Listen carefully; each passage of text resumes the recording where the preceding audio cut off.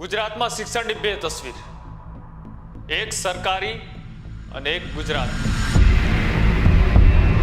એક બાજુ શિક્ષણ મંત્રી એ ગુજરાતના બાળકો એ સ્કૂલે પહોંચે તે માટે અભિયાનની શરૂઆત કરે. આ અભિયાન અંતર્ગત ગુજરાતનું અને આપણા જિલ્લાનું કોઈ પણ બાળક શિક્ષણથી વંચિત ના રહી જાય એ માટે થઈ અને સતત અમે પ્રયત્નશીલ છીએ.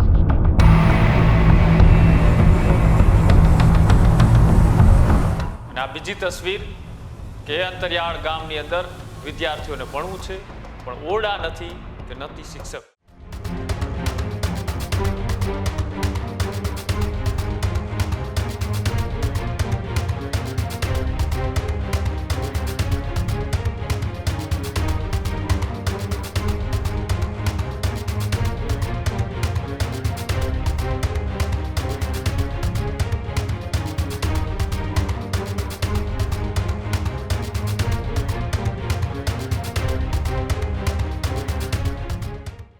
ગુજરાતમાં શિક્ષણની બે તસવીર, એક સરકારી અને ગુજરાતની.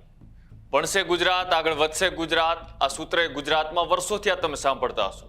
સરકાર કહે છે કે એક બાળક પણ શિક્ષણથી વંચિત ન રહે. ડ્રોપ આઉટ ઘટાડવા માટે અભિયાન ચલાવવામાં આવી રહ્યા છે. બાળકોને ફરીથી શાળા લાવવા માટે કાઉન્સેલિંગ કરવામાં આવી રહ્યું છે.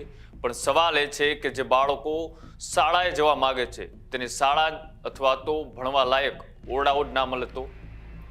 ગુજરાતમાં શિક્ષણની એક તસવીર એવી છે કે જ્યાં મોટા શહેરોમાં સ્માર્ટ ક્લાસ છે, ટેકનોલોજી છે, શિક્ષણ પદ્ધતિ છે અને ખાનગી શાળાઓની હરીફાઈ પણ છે. અને બીજી તરફ એક બીજી એવી તસવીર છે ગુજરાતના એ જ અંતરિયાળ વિસ્તારમાં કે જ્યાં એક બાળક પતરાના શેડ નીચે બેસીને ભણવા મજબૂર છે. આ કોઈ વર્ષો જૂની વાત નથી. આ 2 દિવસ પહેલાની જ આ બે અલગ અલગ તસવીર છે. આ તસવીર કે જ્યાં જામનગરની અંદરથી રાજ્યના શિક્ષણ મંત્રી રીવાબા જાડેજા એક બાજુ ડ્રોપ આઉટ રેશિયો ઘટાડવા માટે રાજ્યવ્યાપી અભિયાનની શરૂઆત કરે છે અને બીજી તસવીર છે ગુજરાતના એ અંતરિયાળ વિસ્તારના ગામડાઓની કે ત્યાં વર્ષો થયા બાળકોને ભણવું છે, ત્યાં ક્લાસરૂમ નથી, ત્યાં શિક્ષક નથી. આજે બંનેની વાત કરવી છે. એક બાજુ આપણે વાત કરીએ છીએ કે ગુજરાતનો સામાન્યમાં સામાન્ય ઘરનો બાળક એ સરકારી શાળા સુધી પહોંચે, શિક્ષણ મેળવે અને ગુજરાતને વિકસિત અને શિક્ષિત કરવામાં તે મજબૂત અને મહત્વનો ફાળો આપે. આપણે એક બાજુ વાત કરીએ છીએ કે ગુજરાત આવનારા દિવસોમાં વિશ્વની મહાસત્તા બને. આપણે વાત કરીએ છીએ ગુજરાતના અંતરિયાળ વિસ્તારમાંથી નીકળેલો બાળક એ ભારતનું ભવિષ્ય બને. આપણે વાત કરીએ છીએ એ ગુજરાતની કે ગુજરાતની અંદરથી નીકળેલો બાળક એ વૈજ્ઞાનિક બને, સાયન્ટિસ્ટ બને, પાયલટ બને, ડોક્ટર બને. પણ એ જ ગુજરાતના અંતરિયાળ વિસ્તારની અંદરથી આ બાળક બનવા માંગે છે પણ સરકાર સુવિધા ક્યારે પૂરી પાડશે? આ હકીકત છે અને હકીકત એ છુપાય તેવી નથી. કેમ કે છોટાઉદેપુરના નસવાડીની પિસાયત શાળાની સ્થિતિ આજે સામે આવી છે કે જેમાં 4 માંથી 3 વર્ગખંડો એટલા જોખમી બની ગયા છે. જર્જરિત વર્ગખંડોને કારણે ધોરણ 1 થી 5ના બાળકોને પતરાના શેડ નીચે બેસીને ભણવું પડે છે. વરસાદ આવે ત્યારે છતમાંથી પાણી ટપકે અને ધોરણ 1 થી 8ના વિદ્યાર્થીઓ માટે જે વર્ગખંડોની સુવિધા બનાવવામાં આવી હતી એ અત્યારે સાવ જર્જરિત હાલતમાં છે. એટલું જ નથી, શાળામાં લાંબા સમયથી આ વીજળી પણ નથી, મીટરમાં ખામી છે, પણ ઉકેલ ક્યારે આવશે તેની કોઈ ખબર નથી. અને હવે સવાલ એ માત્ર એ જર્જરિત મકાનનો નથી, સવાલ એ છે કે આ બાળકોનું ભવિષ્ય કોણ બનાવશે? કારણ કે આ બાળકો માટે વિકલ્પ નથી. શહેરના બાળકોના માતા પિતાએ સરકારી શાળાની વ્યવસ્થા ન પસંદ પડે તો એ ખાનગી શાળાઓ શોધી શકશે, ત્યાં બાળકને ભણાવી શકશે. ત્યાં ખાનગી શાળા છે, બીજી શાળા છે, કોચિંગ ક્લાસ છે, ટેકનોલોજી છે. પણ છોટાઉદેપુરના અંતરિયાળ ગામમાં આદિવાસી બાળક પાસે શું છે? એની સામે એક જ સરકારી શાળા છે અને એ પણ જર્જરિત અને એની આ જ દુનિયા છે. અને જો આ શાળાની છત જ જોખમી હોય તો વર્ગખંડ અને જે ત્યાં સુવિધાઓ છે તેમાં બાળક કઈ રીતના ભણે? એક બાજુ વર્ગખંડ તૂટેલા છે, વીજળી પણ નથી, તો પછી આપણે બાળકને કહીએ છીએ કે આગળ વધ, ગુજરાતને આગળ લઈ જા. પણ આ જ બાળક એ ત્યાં ભણવા માટે મજબૂર છે, તેમની પાસે સુવિધા નથી. ભણવા માટેની મૂળભૂત સુવિધાઓ કોણ આપશે? આ એક પણ સવાલ અત્યારે હાલ ઉઠી રહ્યો છે. અને હવે આ જ સમયગાળામાં બીજી એક તસવીર એ તમને બતાવી છે. બીજી તસવીર છે ગુજરાત સરકારનો એક સરસ સંકલ્પ એ સામે આવ્યો છે કે જેમના જામનગરથી સમરસ વિદ્યા સેતુ અભિયાનની એ શરૂઆત છે તે રાજ્યવ્યાપી કરવામાં આવી. તો પછી આનો હેતુ શું હતો? આનો હેતુ હતો ડ્રોપ આઉટ થયેલા બાળકોને ફરી શિક્ષણ સાથે જોડવાનો, શાળા છોડનાર બાળકોનું કાઉન્સેલિંગ થઈ અને તેમને ફરી શાળામાં પ્રવેશ આપવામાં આવે. સરકાર કહે છે એક પણ બાળક એ શિક્ષણથી વંચિત ન રહી જાય અને સાથે જ સંકલ્પ આ પણ સારો છે, ખરેખર સારો છે. પણ અહીંથી જે સૌથી મોટો સવાલ એ ઊભો થાય છે કે જે બાળક એ શાળા છોડીને ગયું છે તેને પાછું એ શાળામાં લાવશે, પણ એ જ બાળક જે શાળામાં છે તેને શાળા જ ન યોગ્ય ના હોય તો, એમની પાસે શિક્ષક જ ના હોય તો.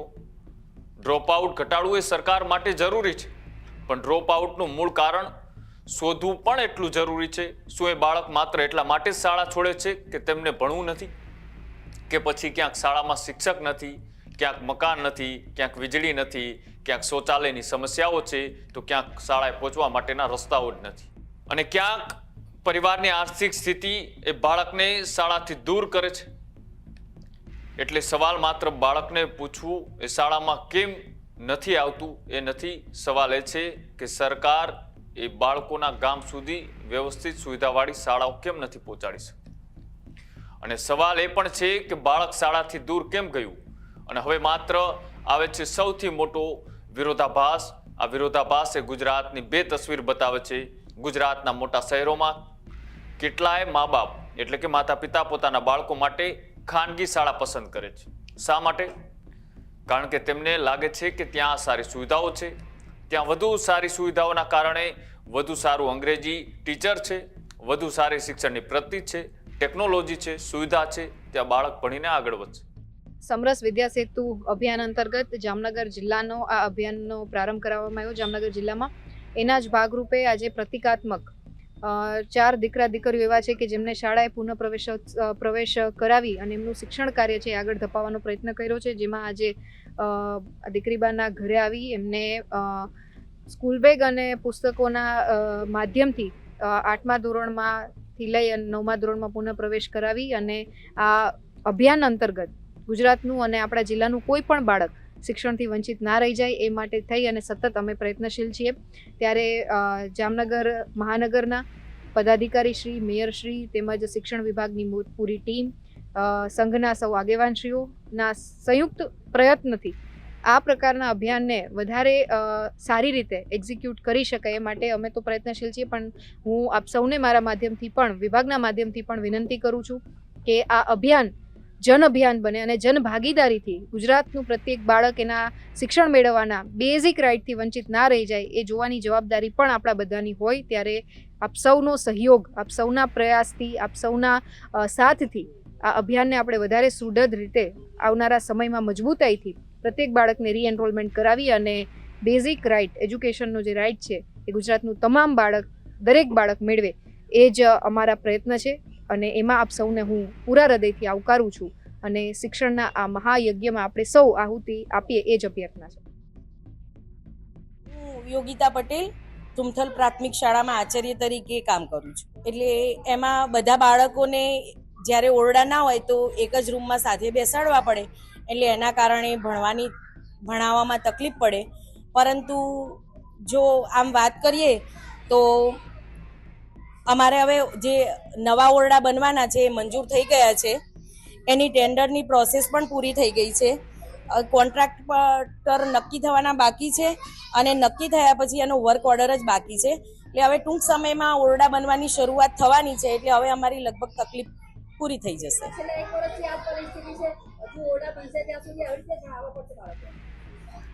હા બેન, હાલ તો એ પ્રમાણે જ ભણાવવા પડશે.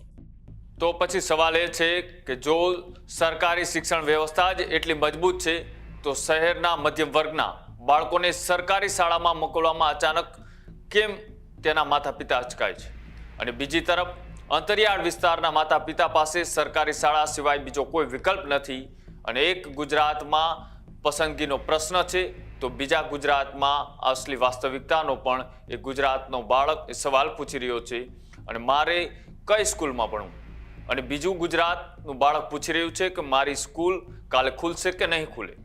આ તફાવત એ માત્ર શિક્ષણનો નથી, આ તફાવત એ ગુજરાતના બે ચહેરાનો છે. હવે એમની જવાબદારી કોણ નક્કી કરશે એ પણ સવાલ છે કે ગુજરાતમાં છેલ્લા 3 દાયકાથી ભારતીય જનતા પાર્ટીની સરકાર છે. આટલા લાંબા સમયથી આ એક જ રાજકીય પક્ષ એ સત્તામાં હોય ત્યારે ઉપલબ્ધિઓ અને શ્રેય એ સરકાર લે, પણ એની નિષ્ફળતાની જવાબદારી જ્યારે લેવાની આવે ત્યારે કોણ બોલશે? સવાલ પણ સરકારને જ પૂછવો પડે.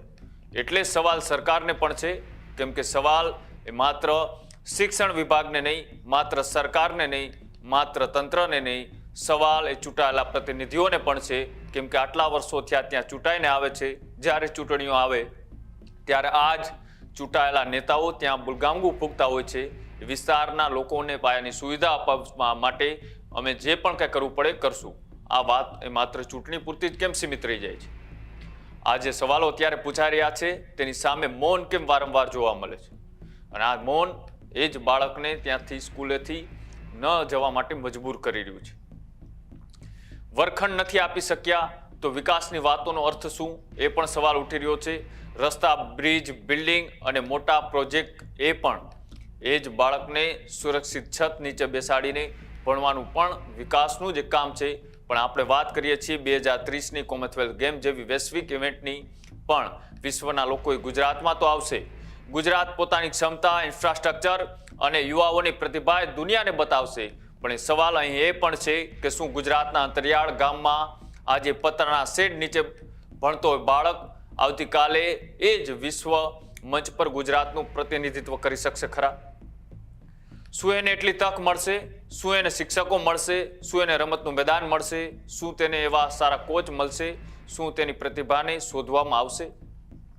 આવી તમામ વસ્તુઓ અત્યારે સવાલ પૂછી રહી છે, કેમ કે આપણે 2030 કોમનવેલ્થ ગેમનું યજમાન છીએ. એટલે કે વિશ્વભરની લોકોની પ્રતિભાઓ છે ત્યાં ગુજરાત આવવાની છે.